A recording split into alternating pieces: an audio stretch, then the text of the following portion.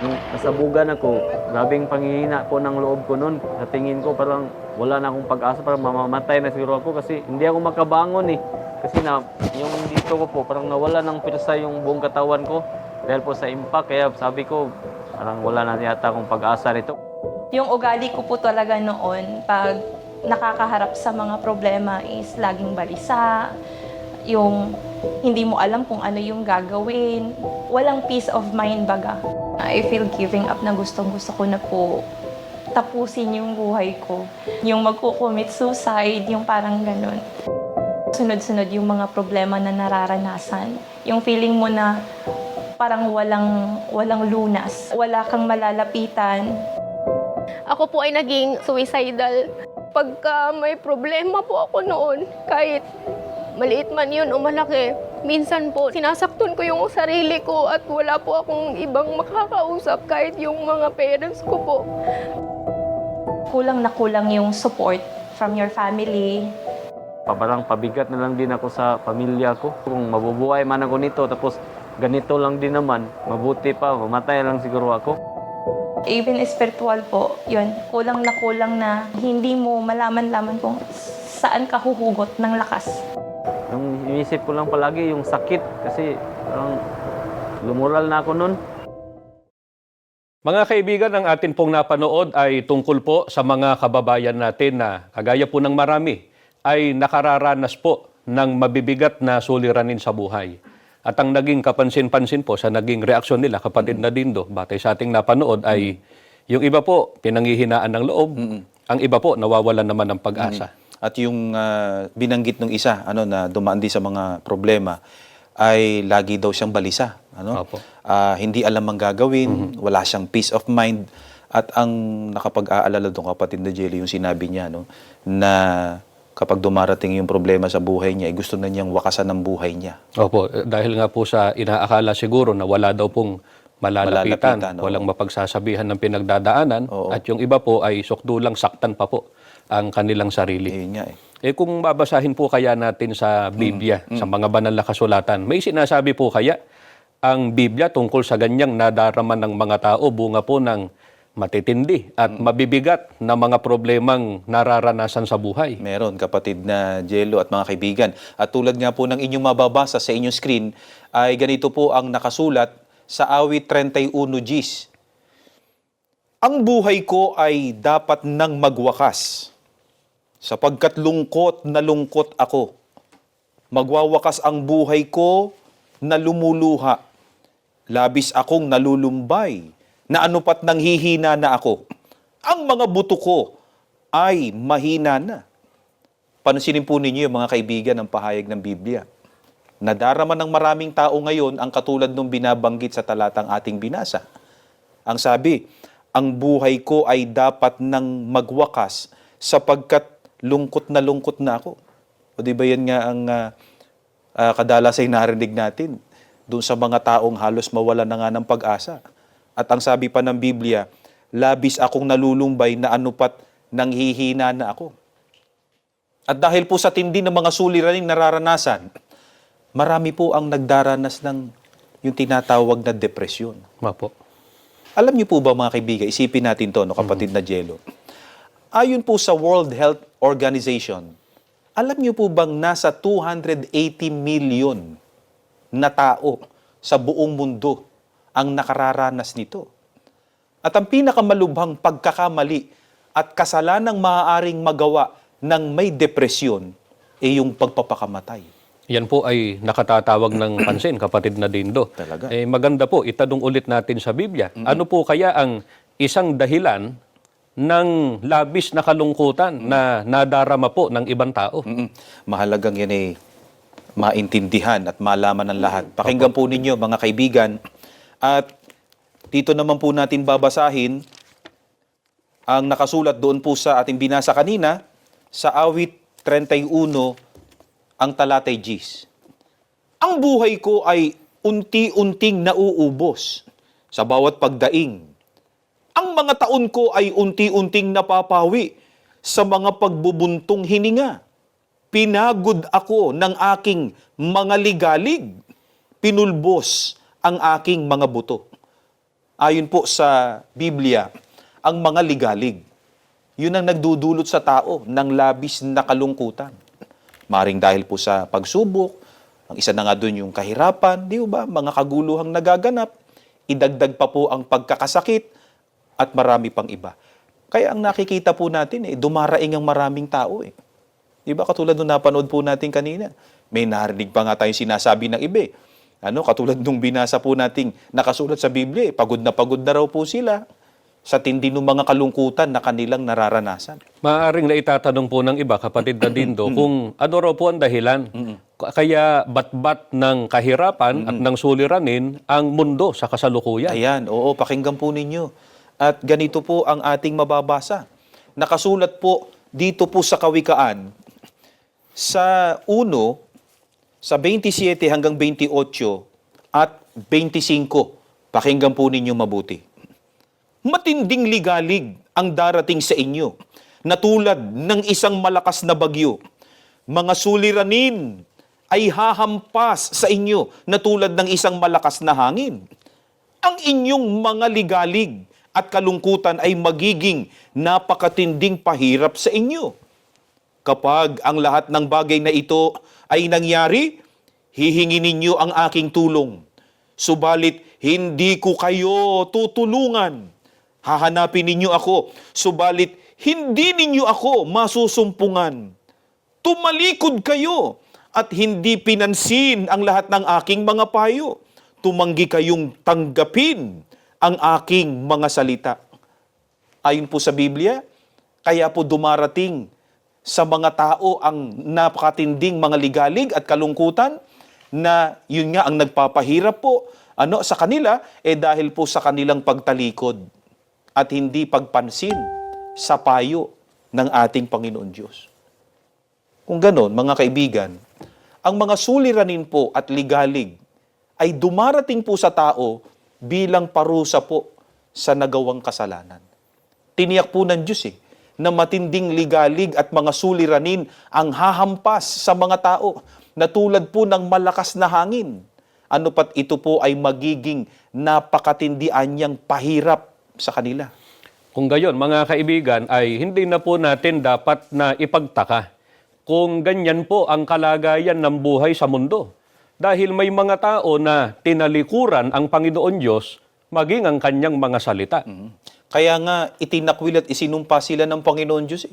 Ang sabi nga po dun sa binasa po natin kanina, balikan natin kapatid na Jello. Ayun, sabi dito, hihingi ninyo ang aking tulong, subalit hindi ko kayo tutulungan. Hahanapin ninyo ako, subalit hindi ninyo ako masusumpungan. Mga kaibigan, sinikap po naming talakayin ito ngayon dahil may mga tao po na kapag hindi na makayanan ang bigat ng problema, ay nakagagawa po ng mga bagay na hindi tama. Kaya napakahalaga po, kapatid na Dindo, na maibahagi natin sa ating mga taga-subaybay kung paano po makakamtan o matatanggap ang napakahalagang tulong at saklolo ng Panginoon Diyos, lalo na po sa mga panahong mabigat ang problema. Kaya nga po, mga kaibigan, ito pong topic natin ngayon ay ipinasya po ng aming pamamahala sa iglesia na ibahagi po namin sa inyo. Sapagkat napakalaki po ng maitutulong nito lalo na sa sitwasyon nga ngayon ng daigdig. Di ba? Pakinggan po ninyo at ganito po ang sagot dun sa tanong ng kapatid na Jello dito sa Apokalipsis sa 3 at ang talata po ay 10. Pakinggan po ninyo. Dahil matyaga mo akong sinunod sa kabila ng pag-uusig, kaya iingatan kita sa panahon ng matinding kapigatian at tentasyon na darating sa daigdig upang subukin ang bawat taong nabubuhay. Napansin po ba ninyo? Ang sabi po mismo ng Panginoon Diyos. Ang sabi niya, dahil matyaga mo akong sinunod sa kabila ng pag-uusig, kaya iingatan kita sa panahon ng matinding kapigatian. Kaya kailangan po talaga, mga kaibigan, na tanggapin at sundin ng tao ang Panginoon Diyos. Kahit po may mga kapigatian at kalungkutan, dapat po na ang tao matyaga pa rin po na sumusunod sa ating Panginoon Diyos. Mapapansin po natin, mga kaibigan, na talagang hinahanapan tayo ng Panginoon Diyos ng pagsunod sa Kanya. Ipakatandaan po sana natin na dahil po sa hindi pagpansin at hindi pagtanggap ng tao sa mga salita at pagpapayo ng Diyos, kaya ang daigdig ay may kaligaligan na nagpapahirap sa buhay at pamumuhay ng tao. Kaya kailangan po ng tao ang pagsunod sa ating Panginoon Diyos. Pero ang ibig po bang sabihin nito, mga kaibigan, kahit sino na lang na nagsasabing sumusunod sila sa Diyos ay makaaasa na po sa pag-iingat ng Panginoon Diyos? Abangan po ninyo at yan po ang sasagutin mamaya sa pamamagitan pa rin po ng Biblia sa amin pong pagbabalik. Mamalagi po kayong nakasubaybay. Mga kaibigan, maraming salamat po sa namamalagi ninyong pagsubaybay. Kanina po ay itinuro sa atin ng Biblia na kaya maraming kaligaligan sa daigdig na nagpapahirap po sa buhay at pamumuhay ng tao ay dahil po sa hindi pagpansin at pagtanggap ng tao sa mga salita at pagpapayo ng ating Panginoon Diyos. Kaya napakahalaga po na makita sa atin ng Diyos na tayo ay sumusunod sa Kanya. At yan nga po ang iniwan nating katanungan kanina, kapatid na Dindo. Lahat po ba nang nagsasabi na sumusunod sila sa Diyos ay makaaasa na po sa Kanyang pagtulong? Nilinaw po sa atin yan ng Biblia, mga kaibigan, yung tinutukoy ng mga matyagang sumusunod sa mga utos ng Diyos na pinangako ang Kanyang iingatan. Yan po ay binabanggit dito sa unang Samuel, sa 12, ang talata po ay 22. Pakinggan po ninyo. Hindi kayo pababayaan ni Yahweh, pagkat yon ang Kanyang pangako. Kayo'y hinirang niya bilang Kanyang bayan. Ang tinutukoy po, mga kaibigan, na hindi pababayaan ng Panginoon Diyos ay ang kabilang sa mga hinirang niya o ang mga kabilang sa Kanyang bayan. Ito po ang napakahalaga kung gano'n na matiyak ng tao. Itanong po natin sa ating sarili, di ba? Hinirang ba tayo ng Panginoon Diyos? Kaya kung marami man pong pinagsisikapan ng tao sa buhay na ito, pero ang lalo pong dapat pagsikapan ng tao ay mapabilang siya sa mga hinirang ng ating Panginoon Diyos. Sino po kaya sa panahong ito, kapatid na Dindo, na tinatawag na panahong Kristiyano, ang bayang hinirang ng Panginoon Diyos na pinangakuan pong iingatan at hindi pababayaan? Muli ay Biblia ang sasagot, ano kapatid na Jello at mga kaibigan. At ang sagot ay narito sa Kolosas sa 1, sa 12 hanggang 14, pakinggan po natin. At magpasalamat kayo sa Ama, sapagkat minarapat niyang ibilang kayo sa mga hinirang na magmamana ng kaharian ng kaliwanagan. Iniligtas niya tayo sa kapangyarihan ng kadiliman at inilipat sa kaharian ng kanyang minamahal na anak. Sa pamamagitan ng anak, tayo'y pinalaya at pinatawad sa ating mga kasalanan. Binabanggit po rito ni Apostol Pablo na may mga ibinilang ang ating Panginoon Diyos na mga hinirang, na sila po ang magmamana ng kaharian ng kaliwanagan. Sino po sila? Ayon kay Apostol Pablo, sila po ang mga iniligtas ng Diyos sa kapangyarihan ng kadiliman at inilipat po sa kaharian ng anak o ng Panginoong Sokristo. Ano po ang natitiyak ng mga inilipat sa kaharian ng Panginoong Sokristo o ng mga hinirang ng Diyos? Narinig po ninyo, sila anya ang pinatawad sa mga kasalanan sa pamamagitan ng anak o ng Panginoong Hesukristo. Mga kaibigan, lalo na po sa mga palagiang nakasubaybay sa programang ito, tinalakay na po namin sa mga nakaraan na napakahalagang mapatawad ang tao sa nagawang kasalanan sa Diyos.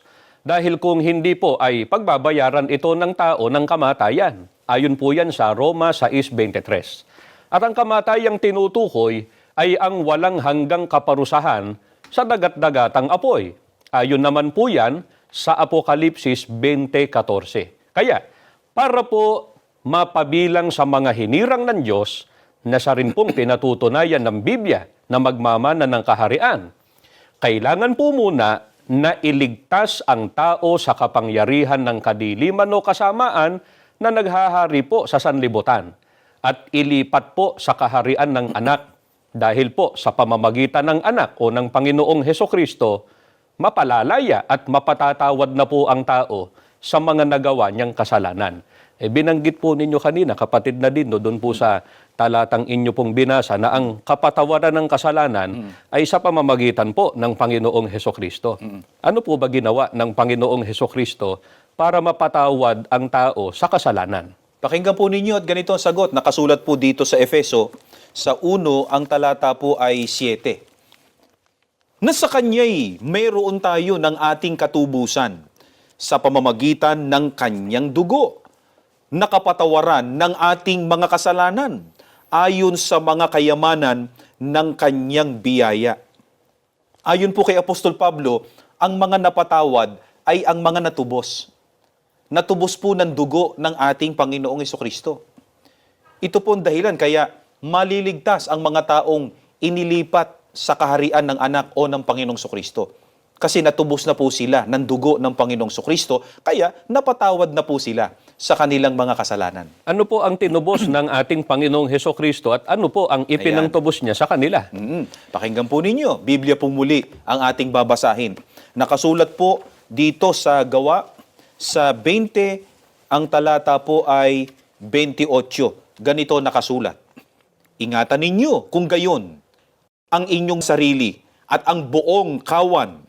Narito'y hinirang kayo ng Espiritu Santo na mga katiwala upang pakanin ang iglesia ni Kristo na binili niya ng Kanyang dugo. Ang ipinantubos po ng Panginoong Hesukristo ay ang Kanyang dugo. At ang Kanyang tinubos ay ang iglesia ni Kristo. Ito po ang kaharian ng anak o ng Panginoong Hesukristo. Dito po inilipat ng Panginoon Diyos ang hinihirang niya upang maging Kanyang bayan. Mga kaibigan, napakahalaga po kung gayon ng iglesia ni Kristo. Sapagkat pinatunayan po sa atin ng Biblia na rito po ay may katubusan. Kaya may kapatawaran ng kasalanan. Kaya may kaligtasan pagdating ng araw ng paghukom. Ang mga kaanib po kung ganon sa iglesia ni Kristo na sumusunod, naglilingkod at sumasamba sa Panginoon Diyos, sila po ang pinangako ang iingatan sa panahon ng matinding kapigatian at hindi pababayaan ng dakilang Diyos. Ito po mga kaibigan, ang napatunayan ng mga kapatid sa Iglesia ni Kristo sa kanilang buhay. Natupad po sa kanila ang pangako ng Panginoon Diyos sa kanilang mga hinirang o mga kaanib sa Iglesia ni Kristo. Kapag dumating po sa buhay ang matitinding kapighatian, ay Kanya po silang iingatan. Panoorin po natin. Kaya nung nakilala ko po yung Iglesia ni Cristo at nakadalo po ako sa doktrina, doon po ako na buhay po ulit yung pag-asa ko. Nung ako po ay naging kaanib na sa Iglesia ni Cristo ay may pagbabago na po sa sarili ko. Malaki po yung pagbabago sa buhay ko nung naging Iglesia ni Cristo po ako. Marami pong nagbabago po sa buhay ko. Hindi na po ako madaling malungkot. Pag dumaan po ako sa mga pagsubok, hindi na po ako natitinag. Alam kong hindi naman po ibibigay ng Panginoong Diyos yung mga pagsubok na yan kung hindi natin kaya. Kung may mga pagsubok, una mo talagang lapitan yung Panginoong Diyos. Hingi tayo ng gabay po. Pagka mayroon pong pagsubok na dumaan sa akin, sa Ama po ako lumalapit. Sa Kanya po ako nagmamakaawal dahil alam ko po na ang Ama hindi po niya ako bibiguin. Alam ko po na patuloy niya akong lingapin at samahan. At alam ko po na lahat ng problema ay may solusyon pagka sa Diyos ka po lumapit. Wala na po akong ganong feelings na nagsusuicidal. Wala na po yun. Matagal na. Especially nung tumanggap po ako ng tungkulin bilang mang-aawit sa Iglesia ni Cristo. Ako po ay nagtatalaga na sa mga pagsamba. Naging matatag na po ang aking pananampalataya. Hindi po yung kung may pagsubok po tayo, mag-give up na tayo. Hindi po. Dapat po pala mas patatagin pa natin yung tiwala po sa Panginoong Diyos kasi siya lang din po yung makakatulong po sa atin. Ngayon, kung kakaharapin ko po yung mga suliranin or problema sa buhay, mas panatag, mas dapat mas maging masaya ka dahil alam ng Ama na makakaya mo. Kampante po ako na meron pong talagang buhay na Diyos po na masasandalan po sa ganyang mga bagay po. Kaya nawala po sa isipan ko yung mga ganyang mga bagay na mawawarsiyak po dahil sa tulong po at awa ng Panginoong Diyos na pinalakas po niya ako dahil nandyan po siya palagi. Pagka meron pong pagsubok na dumaan sa akin ay lalo po akong tumatatag sa tulong at awa ng Panginoong Diyos po. Binigyan po ako ng payapang isipan at panatag na kalooban po. Higit sa lahat, yung kahit anong mangyari sa buhay mo, may Ama tayo na handang tumulong sa kung anumang uri ng sitwasyon meron ka sa buhay. Tama yung desisyon ko na aanib po ako sa Iglesia ni Cristo. Ibinabahagi po ng pamamahala sa atin kung paano natin dalhin yung buhay natin.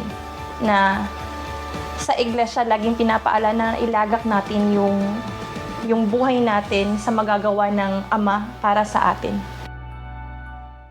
Mga kaibigan, ang napanood po ninyo ay ang tungkol po sa karanasan ng mga kaanib sa Iglesia ni Cristo. At nakita po nilang malaking pagkakaiba ng kanilang buhay nung hindi pa po sila kaanib at ngayong sila po ay kaanib na sa Iglesia. Sa pagharap po nila sa mga suliranin at mabibigat na problema, ay iniingatan at tinutulungan po ng ating Panginoon Diyos. Bagamat naroon pa rin po ang pagsubok. Pero ang sabi po nila, kapatid na Dindo, ay hindi anya sila natitinan. Oo, dati Ano po? ay nawawalan sila ng pag-asa, Opo. di ba? Pero ngayon, matibay na, di ba? Opo, at dahil nga po doon ay dahil sa meron silang nalalapitan. Pansinin natin yun, ano? Opo.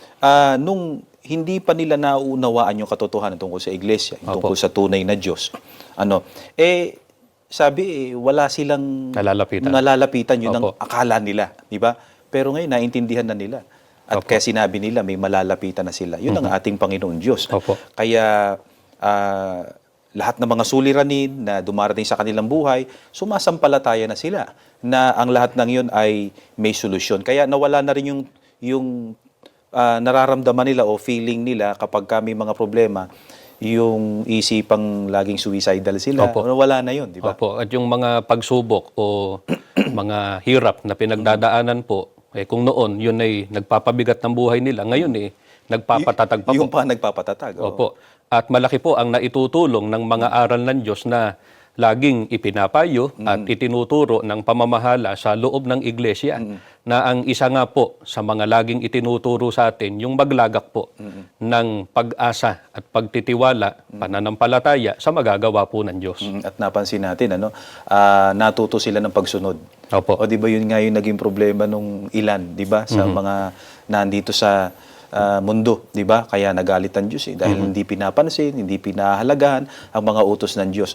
Pero itong mga nagpapatotoong ito, dahil sa natutunan nila yung halaga ng pagsunod at paglilingkod sa Panginoon Diyos, nadama nila yung pangako. Palibasa sila nga yung kabilang sa mga tinubos ng dugo ng Panginoon Kristo, kaanib sila sa Iglesia ni Kristo, nadama nila sa buhay nila yung pag-iingat ng Diyos. Opo. Bukod po dyan, kapatid na Dindo, ayon pa rin po sa Biblia, papaano pa po kaya nahayag sa buhay ng mga kabilang sa bayang hinirang ng Diyos o sa Iglesia ni Kristo na sumusunod sa kanyang mga utos ang kanyang pag-iingat at pagtulong sa kanila? Pakinggan po ninyo mga kaibigan, muli ay Biblia po ang ating babasahin na nakasulat po dito sa awit sa 91, 14 hanggang 15. Pakinggan ninyo. Ang sabi ng Panginoon, kung ang isang tao ay nagtitiwala, nananalig sa akin, ililigtas ko siya. Aking kakalingain, ipagtatanggol, ipagsasanggalang. Ang aking mga lingkod na sumasamba sa aking pangalan. Ang aking mga lingkod ay tatawag sa akin upang humingi ng saklolo at akin silang sasagutin. Ako'y sasa kanila kapag sila'y may kaligaligan. Akin silang sasagipin, ililigtas, at akin silang pararangalan. Mga kaibigan, ang Diyos po mismo may pahayag nito. Pangako po niya ito sa kanyang mga lingkod na nagtitiwala at nananalig sa kanya sa pamamagitan po ng laging pagsamba at pananalangin upang humingi sa kanya ng saklolo. Ang sabi po ng Panginoon Diyos, ililigtas ko siya. aking kakalingain, ipagtatanggol, ipagsasanggalang. Ang aking mga lingkod ay tatawag sa akin upang humingi ng saklolo at akin silang sasagutin. Ako'y sasa kanila kapag sila'y may kaligaligan. Akin silang sasagipin, ililigtas, at akin silang pararangalan. Kaya nga po ang mga kaanib sa Iglesia ni Cristo, kahit po nakararanas ng mga problema sa buhay, pero hindi po sila nawawalan ng pag-asa. Tulad po ng napanood natin kanina. Nadama po nila ang pag-iingat ng Panginoon Diyos sa panahon ng matitinding kapighatian. Kaya kahit po nakararanas ng mga problema, pero hindi po sila tumitigil.